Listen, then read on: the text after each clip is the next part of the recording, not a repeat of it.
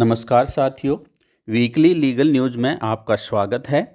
आइए सुनते हैं इस सप्ताह की मुख्य लीगल न्यूज़।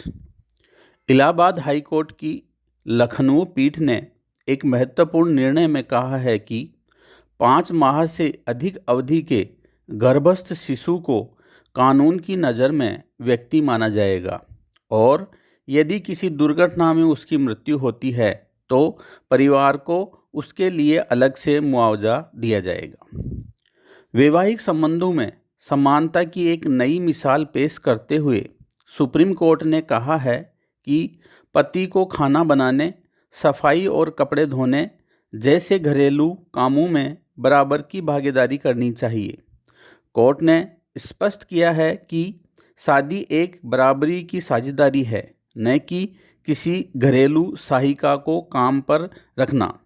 पीठ ने एक मामले की सुनवाई करते हुए ये बातें कही जिसमें पति ने अपनी पत्नी द्वारा खाना न बनाने को क्रूरता बताते हुए तलाक की मांग की थी। सुप्रीम कोर्ट ने स्पष्ट किया है कि बिहार विशेष न्यायालय अधिनियम 2009 के तहत संपत्ति जब्त करने की कार्रवाई मुख्य आरोपी लोक सेवक की मृत्यु होने पर स्वतः समाप्त नहीं होती है।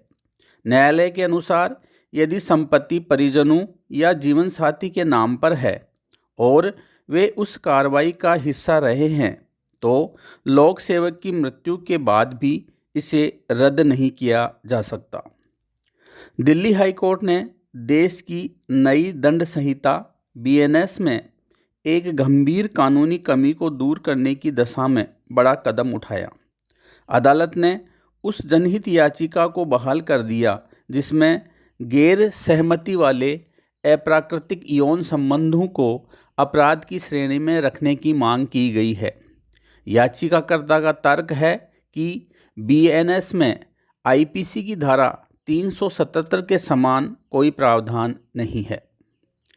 दिल्ली हाई कोर्ट ने एक पति द्वारा दायर पुनर्विचार याचिका को खारिज कर दिया जिसमें उसने फैमिली कोर्ट के उस आदेश को चुनौती दी थी जिसमें उसे अपनी अलग रह रही पत्नी और बेटी को गुजारा भत्ता देने का निर्देश दिया गया था।